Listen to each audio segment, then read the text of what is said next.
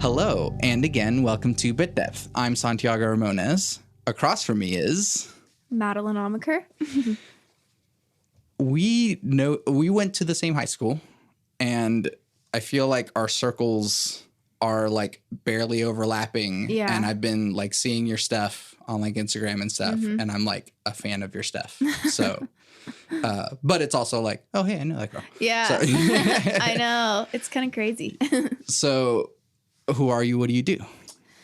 Well, my name is Madelyn. I really just call myself a creative because I do a lot of creative things, like photography, first of all. I've done that for a while. And then more recently, I've always done music, but I've more recently put my music into the world for people to hear it. So, photographer, musician, like people, animal lover, like, you know, all the good things. So I guess let's start with, well, which of these would you rather start with? Man. We can start with photography since that's first in line anyway. Let's go with it. Okay, so when did you start doing photography? I guess the like layman's photography and then like professional photography. Right. I got my first like DSLR camera when I was 12. So So like that was like in middle school, but I mean back then I would just photograph like, you know, leaves and flowers and dogs and cats and not people. And then in high school I started doing like actual shoots, like, you know, making money from it, and then I stopped for a while. I think I just kind of burnt out. And then I think when I got into college, or it might have been my senior year of high school, I was like, oh, I should do that more. And I picked it back up, and I haven't really put it down since then. So just getting more involved in the community here and the music community, and like music photography is a big passion of mine. Yeah. And so, that's pretty much. Why photography? Because it's like there are creative endeavors, but it's like photography versus doing art or versus doing, I mean, you still do music, but like what about photography kind of called you to it in a way? Man, growing up, my mom always took pictures like all the time. She used to do scrapbooks for us, and like she's always had a camera, always taking photos. So I think that probably drew me to it a little bit. I don't really remember like why I started other than that, really. I mean, now my why is just like, I like to capture like emotion and candid moments, and not really like, of course I do poses and pose people for shoots, but my favorite thing that I could do pre-coronavirus was go to Ponyboy, the bar that's connected to Tower Theater here in Oklahoma City, and just like lurk in the shadows and just like take pictures of people when they didn't know. It kind of sounds creepy, but you really get to see like real emotion from people when they don't know a camera's pointed at them. And I really enjoy that. So that's what I like to do. That's why, I guess. Yeah. And I guess the real emotion from people, you can get that a lot with shooting like live shows and stuff. Oh yeah. So like how did you get started doing live show photography? In high school, actually, there was a country band called Lower 40. They were a little bit older than me. And I would like, I don't even know when I really started shooting them, but I started going to their shows and taking pictures, and like they would get me into bars to shoot. Like I was literally 18, but I mean, I wouldn't drink or anything. I just get in just to take pictures. And so that's kind of where that started initially. And then I didn't really do as much music photography for a while. But then I just, man, I don't know. I guess in the last few years, just kind of became more interested in it and wanting to shoot like bands that I knew and loved, and like maybe smaller bands that are touring that play at smaller venues. That's more my thing too, is like shooting at smaller venues like Ponyboy or even Tower Theater, where it's more of an intimate experience.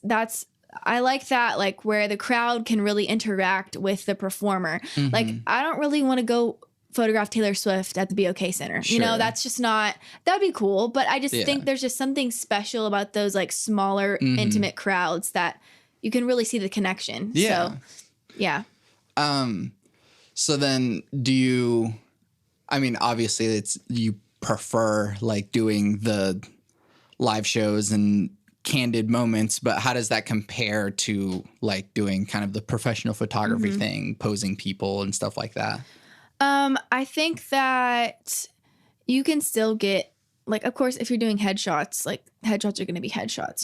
That's going to be posed. But if I'm doing like a portrait session with like a couple or a family, I think that you can, my goal is always to still get those candid moments. And just like, I tell people, I'm like, we can do a home session and y'all could just be, for all I care, you could be making some pancakes in the kitchen and I'll just pretend like I'm not here. Like, I know it's kind of hard, but like just them doing things they do normally to like bring out sides of them that maybe not everyone usually sees, you know?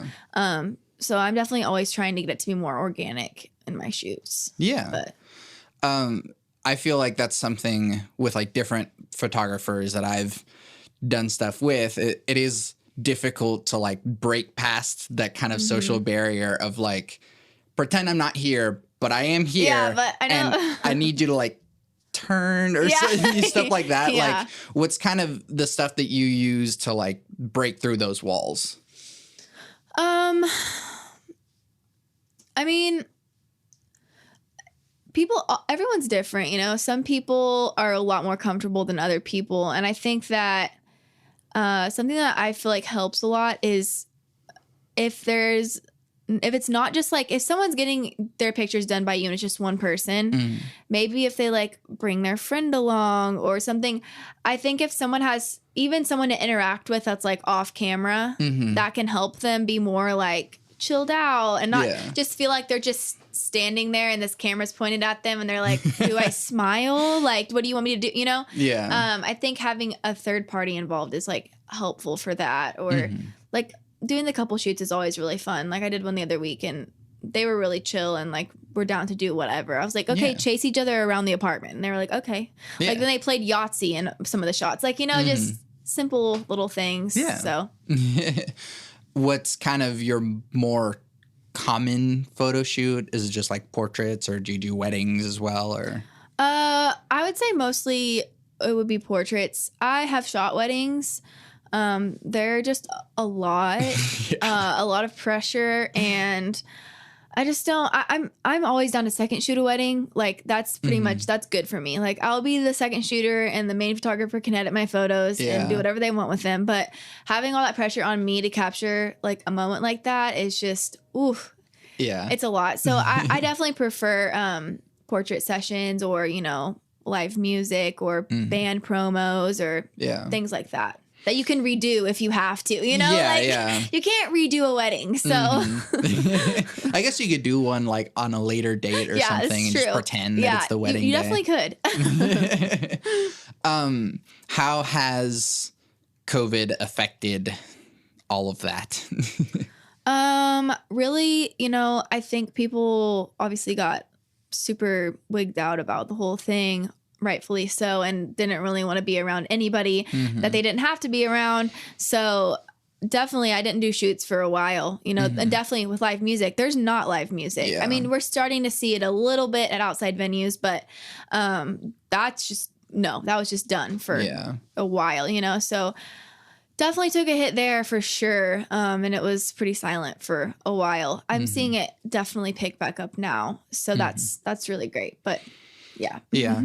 Do you feel like the small amount that is kind of popping back up, do you feel like they're doing it right and kind of still trying to make the distancing thing? We're also in Oklahoma, which is like bad about everything. So are you talking about with photo shoots? Well, like I guess live music. Live music, but then also you taking pictures of that. Yeah, I think the live music, the shows I've been to have been, either Scissortail Park where that they have a lot of room to just spread out there, and I think that's a good safe place to do that. Or I went to a show at the Speakeasy, which is a little bit more tighter, But I think people are doing what they can, and I definitely think that the U.S. in general should have just taken it more seriously in the beginning. But we didn't, and we haven't, and so I there's only so much you as one person can do. So I don't know. Yeah. Since you kind of mentioned some of the different places around, what are some of because I had to think about this. Like, I did a photo shoot recently, and I'm going to be doing another one soon. And it's like, where do I even take pictures? What are your favorite spots? And you don't have to reveal your secret ones. Oh no, I don't really have any secret ones, I don't think. You know, that's hard. That's something I've been having an issue with lately, is just being over Oklahoma. Just like, I don't know. I've already shot up and down this whole place, I feel like, you know, and I mean, I've gone out to the Great Salt Plains a couple of times and taken pictures, and that's really cool. That's a phenomenal place. I would really like to go to Little Sahara. I think that's what it's called. I've never been out there. I'd like to shoot out there. I mean, around the city, it's hard. I don't really have a go-to spot anymore, you know, like just trying to find little like nooks that I've not noticed before to shoot at, or just shooting at people's houses. That's indoor home shoots. So those are really nice if they have it decorated cute and fun. Like that's definitely easier than like walking around downtown like, oh, here's another, you know, dilapidated building. Let's try it. No. Yeah, exactly. I don't know. Yeah. And I mean, it's kind of the same thing for me too. It's like, well, downtown, because that's the spot. And it's like, here's Myriad, here's Scissortail, here's, and that's kind of it. Right.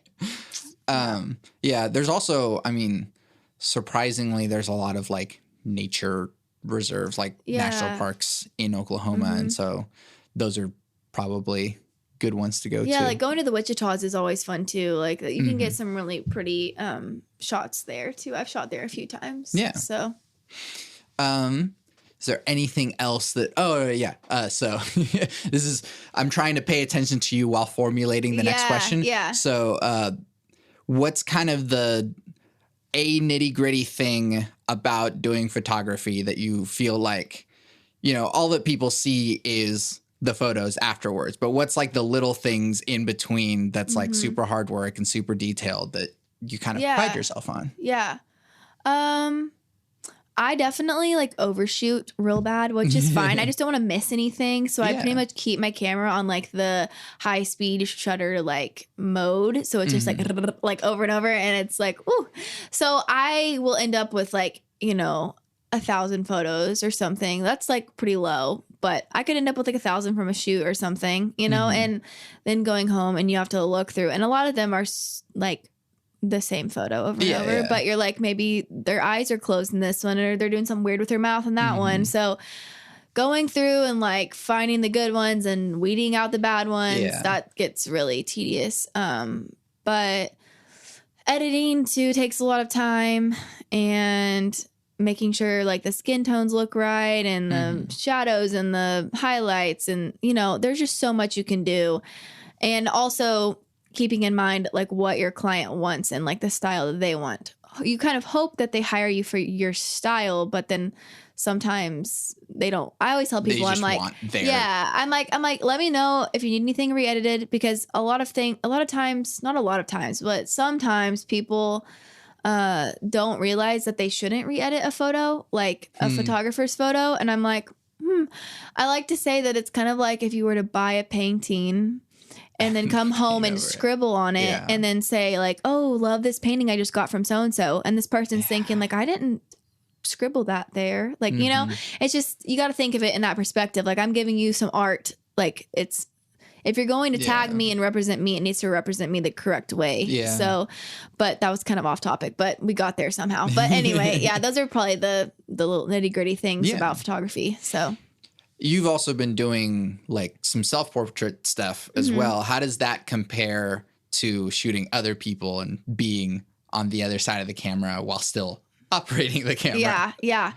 I like doing self-portraits a lot, but it's very limited. I don't have a tripod, so I just like stack books and like random objects to get my camera where I want it to be, and that can be really annoying, getting it like leveled correctly, and oh my gosh. But my camera actually like uses Wi-Fi to connect to my phone, so I can control it from my phone, and I can see it and everything, which makes it really, really helpful. But I do like photographing myself because like it's me. So there's a bug trying to attack me. I know. I'm like, it's like coming into my eye. So I can be a lot more chill and like do whatever I want and experiment in different ways, then maybe ways I wouldn't be comfortable with another person taking pictures of me. Yeah. So I do like it, but I definitely need to upgrade my gear to do better, you know? Someone buy Madelyn a tripod. Yeah.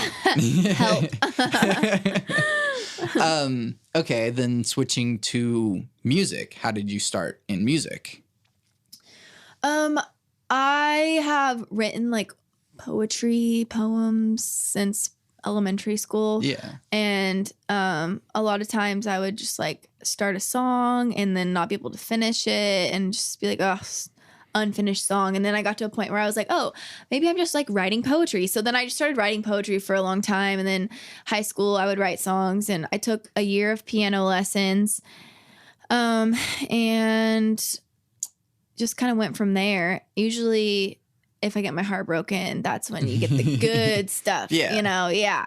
So, been through a couple of those. I wrote some good songs, and then I hadn't really met the right people to really bring my music to life until this year. I guess last year I met them, but everything started happening this year. And, that's been just really cool.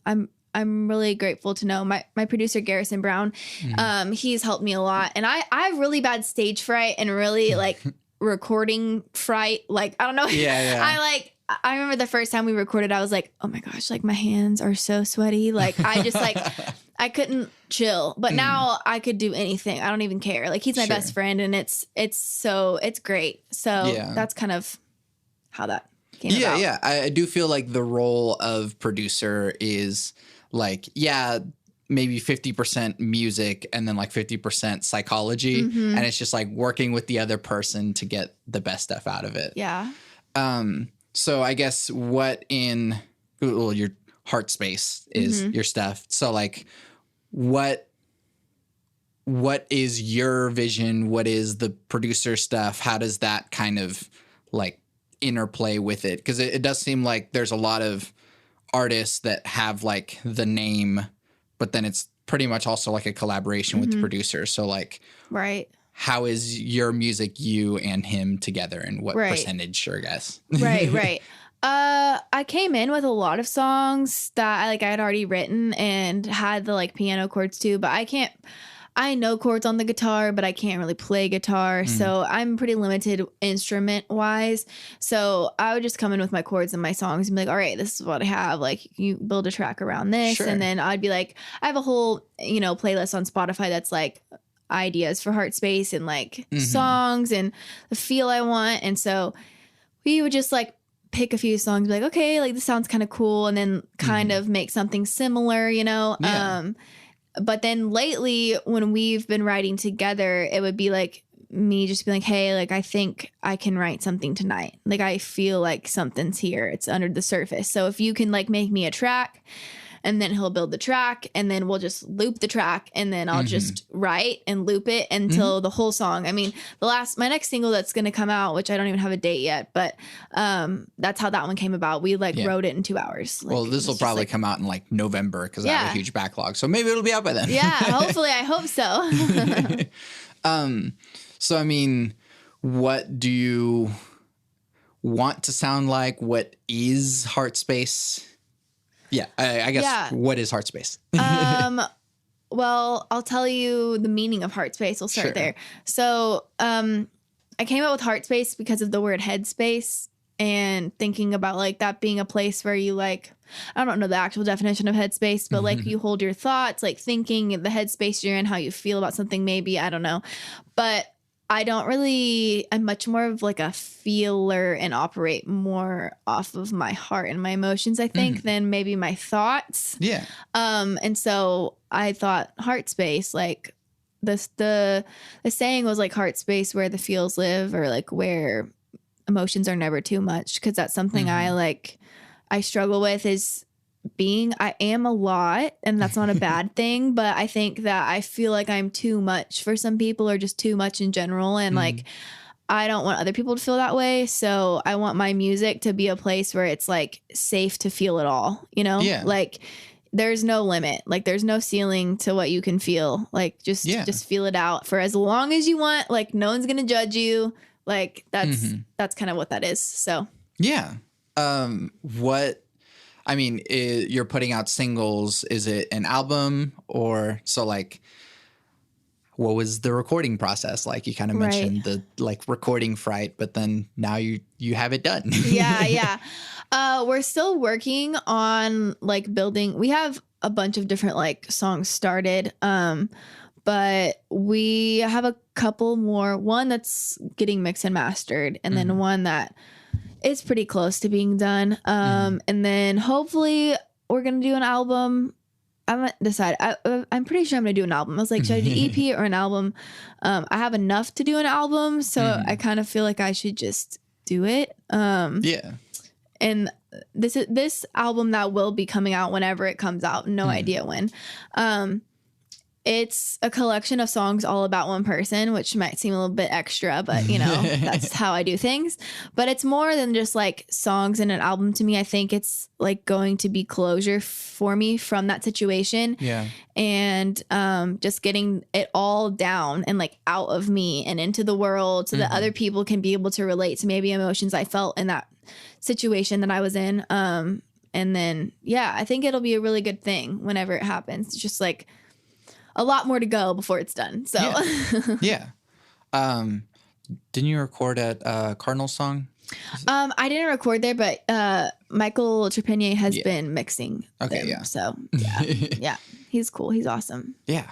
I learned from him when he taught at ACM. So, oh, really? That's cool. Yeah. He's actually been on the podcast. So. Oh, nice. Nice. He's great. I love his stuff. Yeah. So I guess, what do you want people to, because it's one thing to kind of make it for yourself, but what do you want people to get out of the album or whatever your stuff that you're putting out? I think that all I can hope is that it makes them feel something, like, because anything, I don't care if it's good or bad, just you feel something, because I'm like, my favorite songs are the songs I listen to in the car and you like hear a lyric and your whole body gets goosebumps and you're like, yes, like that's it. I'm going to be listening to this on repeat for a little bit. Like, I want that for people when they hear my music, because it is, I mean, everything in my songs that I write, I don't make any of it up. Like every word is something that happened, you know? So it's like super raw, super real. And that's how I always want it to be. And so I just hope that people can like feel that. From my music. So. Yeah, that's awesome. With the singles that you've put out already, do you feel like people are receiving it kind of how you wanted? Yeah, I think especially with my first single, Candles, that went way better than I thought it could have. Like, I didn't expect that. So, yeah, I think people have been super receptive of it. And like, I had a girl, like when I released Candles, some girl from like Hawaii was like messaging me like, I love your song. Like I'm in Honolulu, or I don't know if she's in Honolulu, she's somewhere in Hawaii. And I was like, Hawaii, like what? And then she's on her Discover Weekly, and was it Discover Weekly or Release Radar? I can't remember. One of the ones that you get. And so that's been cool. Like the second single didn't really do as much. I'm like, part of me is just like, let's just take it off. But my producer's like, no, like Text Back is good, but it didn't drop at midnight on Spotify. I don't really know what happened. I don't know if that has anything to do with how it performed. I also didn't like put as much money into the advertising as I did Candles.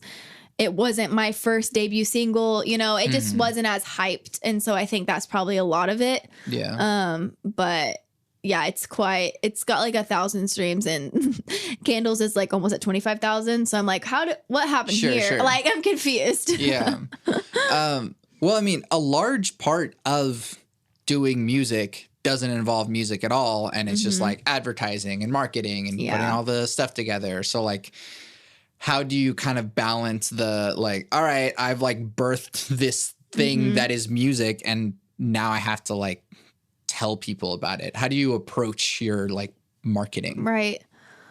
I think it helps that I'm a photographer, because I like have that creative direction in my mind. And I have a friend named Daniel who he's a photographer, and he's been helping me out a lot with like photography. For Candles, Little Brittany on Instagram, Brittany Phillips. I think that's her last name. Yeah, she did the first shoot for candles and killed it. It was awesome. And then Daniel's been helping me out. We've got a cool, like, he's like, buy me dinner and I got you. And I'm like, I can do that. I can buy you dinner. So I've just been really grateful to have been surrounded by creative people, and they've been really gracious to help me. And yeah, so it's kind of like a vision that lives in my head that I just have to like build a team to like make it happen. And I think we've done pretty good at that so far, but there's definitely more bigger ideas in the future, that I want to conquer. So yeah. Do you want to do a music video? Yeah, for sure. I would love to do a music video for the next single, Stay Away. I actually talked to someone about that recently. I emailed him and told him the idea, which, I told him, I was like, I've never done a music video, so I don't even know what to expect for any of this. So like, here's the idea. It was literally like a vision I had while driving. So like, this is it. It's not super complex. Yeah. Just let me know. So he's busy this week, I think. So he is going to get back to me later and talk about the details. So maybe happening one way or another. I want to make it happen. So yeah. All this stuff also costs money. Exactly. Yeah. And you can't make money off of music immediately anyways. No. And so I think we've made like $70 off candles. So I'm like, cool. Spotify gave us $70. Yeah. Which isn't a lot at all, but I mean, it's better than zero. So, we're getting somewhere. Yeah. But I mean, there is something, well, kind of going to my further train of thought, there's something to say about like having stuff out and people to flock to it rather than just like quietly stewing away and like, so that's kind of how I've been feeling for a while. Yeah, so, right. But I guess changing topics, I don't know, I'm putting two questions in my head. So how do you feel about the Oklahoma music scene as you've like done a lot of photography for it, but then you're also putting yourself into it now too. Right. Yeah. I think it's been cool, like being on the photographer side of it and knowing the musicians in Oklahoma City and connecting with them before I ever really became part of them, because like, and I already have these friendships and relationships built with these people. Though I did start it at a very weird time, which actually worked well for me because of my stage fright. I was like, great, I can put out music and I don't have to perform. Awesome. Like, great. We love this. So, I mean, I haven't got to really like experience the music scene for myself just because of COVID. But yeah, it's been cool to be able to be involved with them. And then they've all been really supportive too, seeing me do my own thing, I like the scene here, the music scene here, the creative scene here. I mean, I feel like for the most part, they're all really inclusive and it's pretty nice. Yeah. Do you have like plans for like what your live show would be like? Yeah. We've had some ideas about doing like an outdoor show somewhere, or I mean, ideally, and in my ideal perfect world, I would love to my first heartspace show to just be at Ponyboy. That would be that'd be the dream. But Ponyboy's not open. I know Tower just had their first show back since COVID, but there hasn't really been any talk about Ponyboy opening. I don't think it's a good idea for Ponyboy to be opening. I mean, it's like shoulder to shoulder in there on weekends. Yeah. So I don't know. I mean, I know Chad, the CEO of Tower, and he works there and he's cool. So I could always chat with him more about plans in the future, but it's kind of, unknown at this point. There's also live streams. I don't know. Yeah, if that's true. Considered it, but I don't know. It's its own kind of beast anyways. Right. What's something that you wish you had known before, like that you've picked up along the way after putting out your music that you wish you had known beforehand? That's a good question. Man, I don't know. I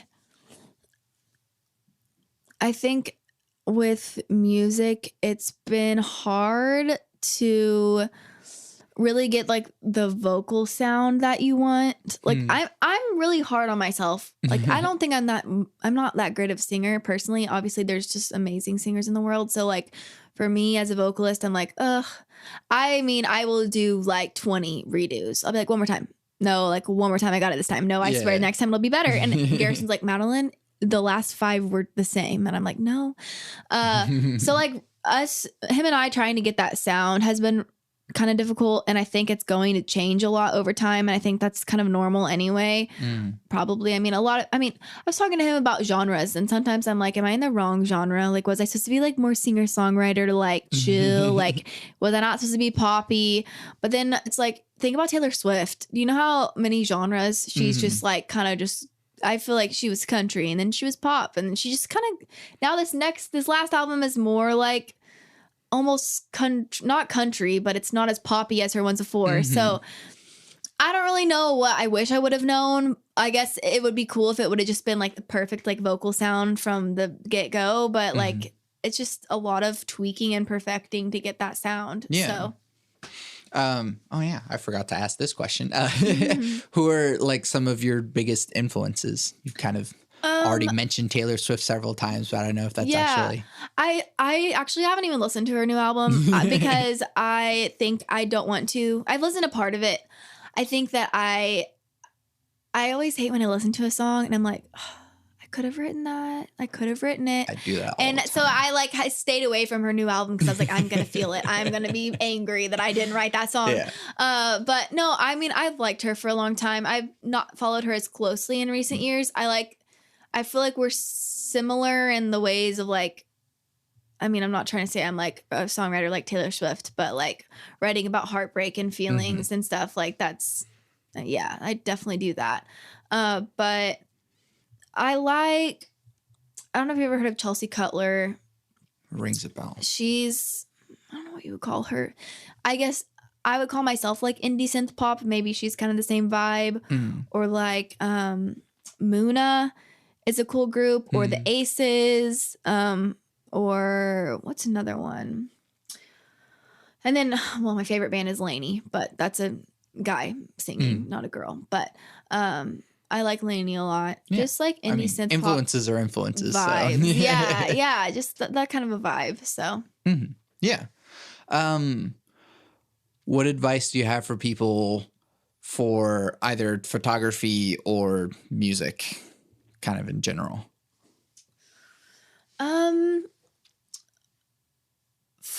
Man, what advice do I have? Just like, if you're interested in being more creative, I think you just got to go for it. You don't, you can't really plan it all out and like dream about it. You should just jump in and just do it, you know? Yeah. And with photography, like there's a bunch, especially if you're in Oklahoma, there's so many different creative photographer people that would like gladly take you under their wing and like do a mentor shoot or, you know, I mean, the gear costs a lot of money, so you're gonna have to save up for that. That's gonna suck. But Bedford is awesome. New word. It's awesome. You can, you know, rent lenses, rent cameras from there. They're really cool. They're great there. And then music, like I feel like I'm the one who needs the advice. So I'm like, I don't know. I mean, I think just like be yourself and like be open and be vulnerable. Like that's me in everyday life though. Like that's just who I am. It's just like completely myself. So, and I think people connect with that too, with music especially. So definitely. Yeah. Hard questions. Okay, hard questions. Here we are. What is the role of spirituality or religion in your life? I would say I'm a pretty spiritual person. I was baptized Catholic and and I went to the Catholic church till I was like in 4th grade, and then we stopped going to Catholic church. And then in 6th grade, I met my friend Juliana and started going to this Nazarene church, like discovered worship, was like, wow, never done this before. That was great. Like loved it. Went there all through high school, went to Southern Nazarene University for a year and a half, went through a really bad heartbreak. Also, at the beginning of my freshman year of college, was depressed. And my parents got divorced when I was 18. See, I told you, I'm like an open book. I will just keep rattling off these things. But it was a lot at once. And I think that played a big role in my relationship with Christianity and like God. But I haven't quite recovered from that one. I think I'm holding a grudge. I haven't really delved into that to figure that one out. But I have a lot of like super Christian friends that are like super accepting and loving and non-judgmental. And that's my problem with Christianity and going to a private Christian college was that all it was judgment and like shoving it down your throat. And I'm like, I just don't want to be that person that looks at a non-Christian and is like, I'm a Christian. And they're like, oh shit, like a Christian, like you gonna convert me later? Like, I just struggle. I can't figure that one out. And I think Christianity has ruined, done a lot of damage to like God and the relationship people can have with God just because people have gotten into churches and religion and like just decided they have all the power and decided who is and isn't worthy of being saved. And that's where I think it's gotten really messy. And that was never the purpose, like in my own opinion. So I'm much more like spiritual. Like I like astrology and like I mean, that's not really the same thing, but I don't know. I think more spiritual than anything. I'll pray sometimes if I really, really feel like I need to pray about something. But well, you mentioned God, and everyone always segues into my questions really well. Yeah. What is your definition of God? I don't think I know. I think that I'm trying to figure that one out too, because I think I've always thought of him as this just like thing in the sky, just up there, listening, looking, watching, chilling. But I don't really know. I don't think about it that much. I feel like more so like God is just the universe and like the flowers and the wind and the sun and the sunsets and the rain. Like, I mean, I know for myself that there is a God because there's too many things in the world that are just unexplainable to me that like there has to be something else. But really, I haven't really gone down that journey in a while because I was like, I'm gonna just stay over here for a bit. That's okay. This one's hard, and it's okay if you don't even answer it. What is free will, and do you believe in it? Free will, like getting to make your own decisions. Like, okay.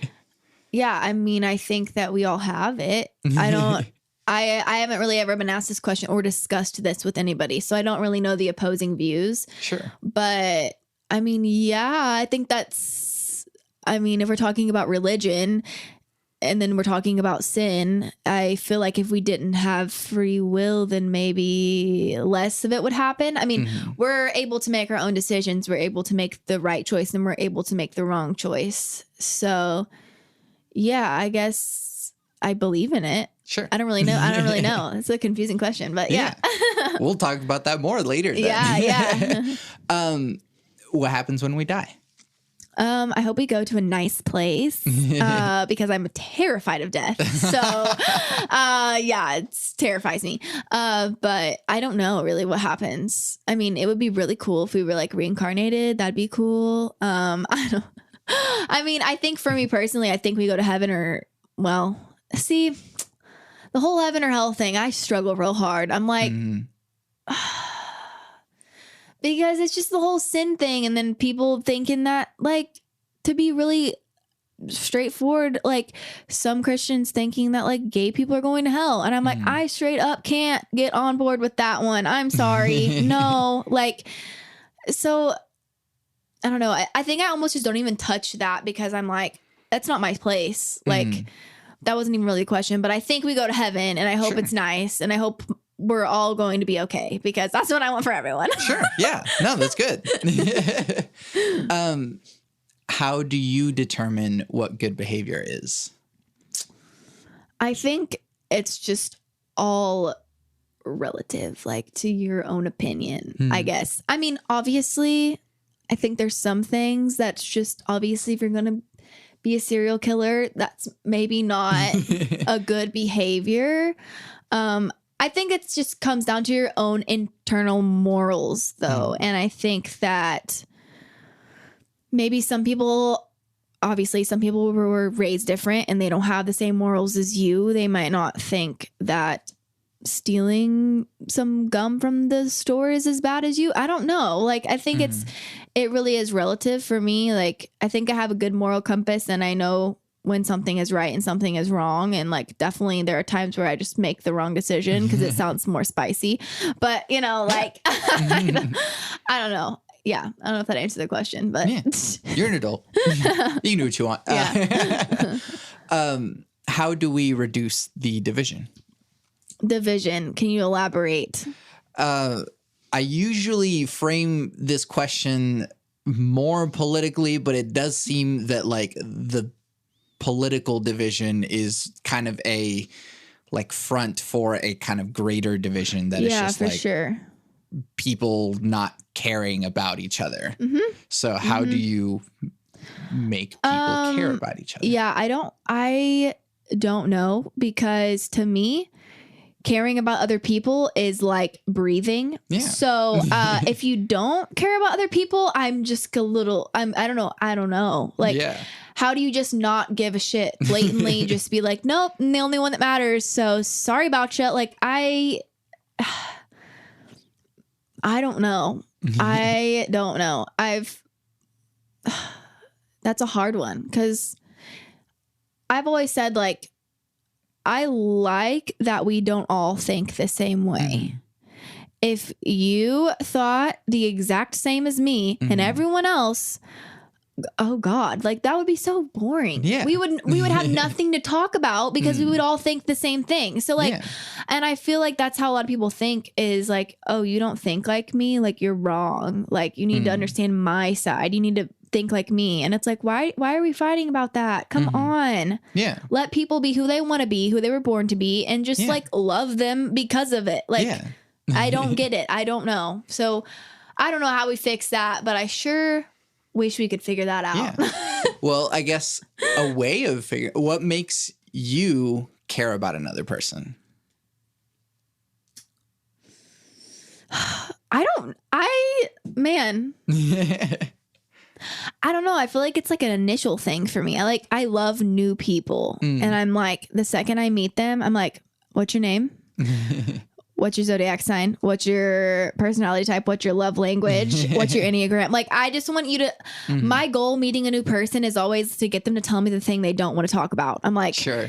Let's hear it. Like, what's the thing you're holding on to? You're not telling anyone. Like, I want to hear it. Let's go. And I don't know. That's just always been a thing for me. So I don't know. It just like I am really extroverted, like 90th percentile of extroversion. So that could have like something to do with the fact that I'm so intrigued by other people.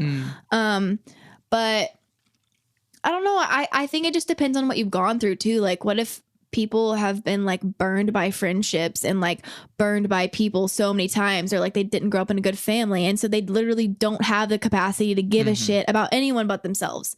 You know, like that could definitely play a big role in things. Like it's people just being afraid to give a shit. Yeah. You know? I don't know. Yeah. Sorry, I was trying to catch the bug. I know. I still haven't. He's just like lurking. Let's see, where was I on the list? A very important one. Do you believe humans are evil by nature? Got to take a sip of water for that one.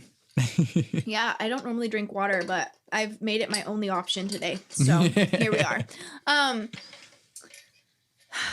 No, I don't think that we're evil by nature. I think it goes back to having free will. I think you can choose. Do I think people can be born with psychological, like, you know, issues that not necessarily make them evil, but maybe make them act a certain way that isn't acceptable towards other people, or, I don't know. Yeah. Like, I think people can have deeper issues. I don't think that, I don't know. I don't think that we're just evil. No, I don't think so. I think that we've made a lot of bad choices and that there's definitely been evil, because I don't think there can be good without bad. Like, you have that contrast, you know, like, how would you know something was good, or how would you know something was happy if you've never been sad? Exactly. Like, you wouldn't know. You just feel the same. Yeah. Right. So like, yeah, like, there's definitely evil in the world, but I don't think that human beings were created, obviously, to be evil. Like, if we believe that there's a God, I don't think that was his intention. Sure. But I think that's... I like that. What do you think humanity is heading towards in the future? I don't know. I'm scared. I think we all are. Oh, gosh. My friend Sophie, she's like super Christian, very like in tune with God. Like, they have discussions often, and like, it's hard for me to understand because I don't do that. But like, she'll be like, yeah, like, talk to God today, and like, blah, blah, blah. And like, the other day, she said she had a nightmare about a fire, like the world being on fire.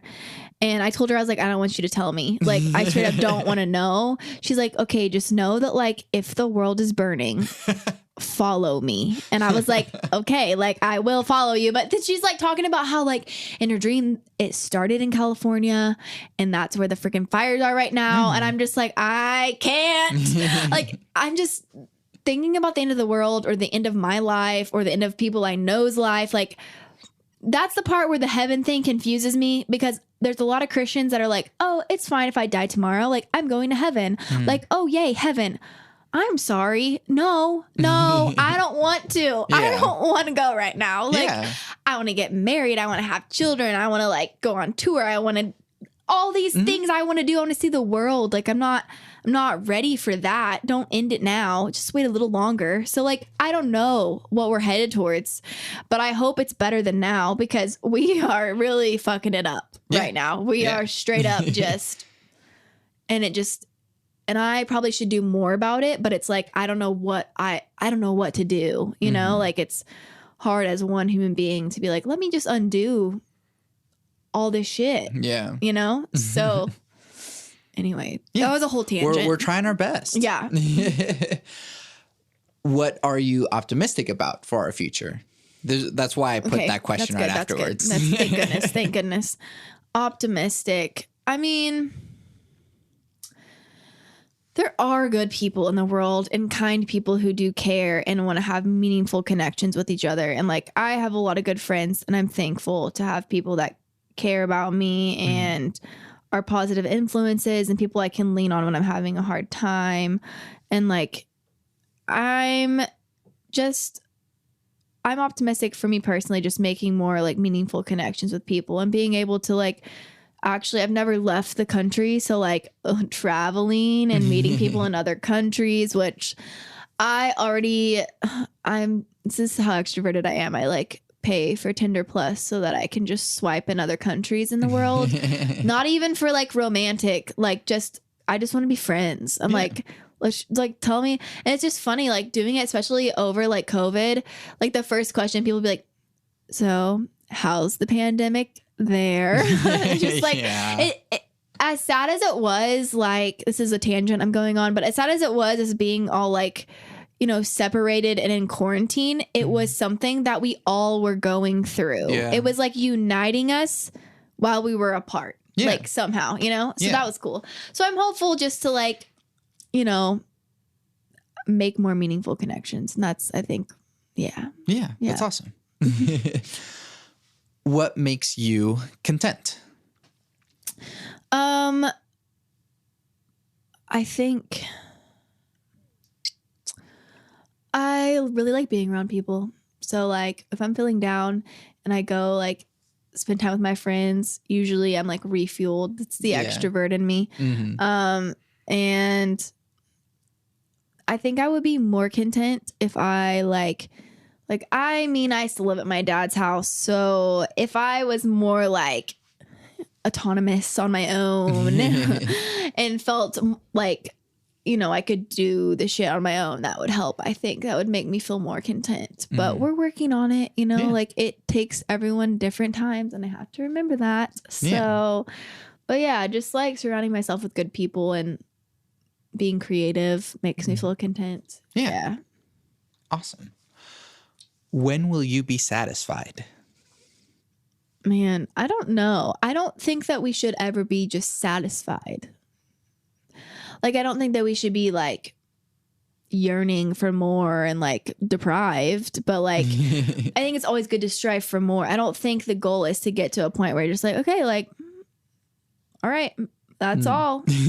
I'm done now. Like, it's always constantly chasing something more, not like wear yourself out or wear yourself down, but striving to do more. And I think that's something that I've missed too, is I like definitely look forward to things, even if it's simple things. Like before pre-COVID, I would go, I like to say BC, before COVID. I would go to the Pump and Ponyboy every weekend. The Pump, 10 p.m., Ponyboy, midnight. I mean, like clockwork, me and my friends every weekend.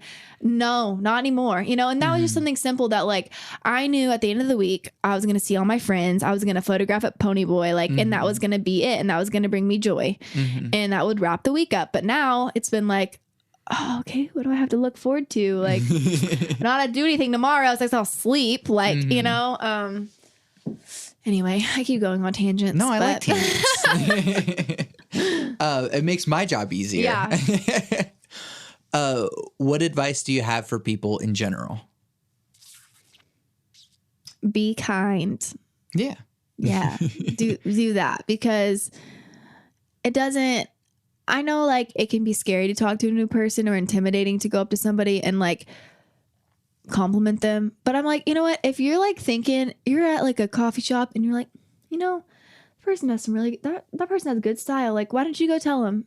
Should you go up there and be like, hey, like just want to let you know, like I really like your shoes or something. Like, just if we all just took time to just be a little more kind every day, I can't see one thing wrong with that. So yeah. And lastly, potentially most importantly, cake or pie? Pie. Definitely pie. And then the corollary to that is, what is best pie? Oh man, what pie do I like? I really like cherry pie with like some like heated up with some ice cream on it. Yeah. Yeah, I think that's definitely would be my choice. Awesome. Yeah. Madelyn, thank you for doing this with me. Yeah, for sure. Where can we find you and your things? You can find Heartspace at It's Heartspace on Instagram, or just Heartspace on Spotify, all lowercase, one word. And then photography, you can find at itsmads.photos on Instagram, or I think it's just itsmadsphotos.com. I think that's what it is. I changed it. I literally have like 7 Instagrams, so it's just really excessive. But yeah. Right. Well, if you find one, you can probably find the others. Yeah, and Heartspace has all the other like platforms. I just always think of only Spotify, but Apple Music, whatever you want to listen on. Yeah, well, most people listen on Spotify. Anyways. Yeah. Like the numbers on my album on Spotify versus the numbers on Apple Music. I know. Yeah. Yeah. I found that too. I was like, oh. Yeah. But they're there. They are. Thanks. Yeah. Spotify or Apple Music listeners. Yeah, come on now, guys. Well, yeah. Thank you so much. I'm Santiago Ramones. I'm Madelyn Amacher. You can find everything that I do on my website, santiagoramones.com. I make music.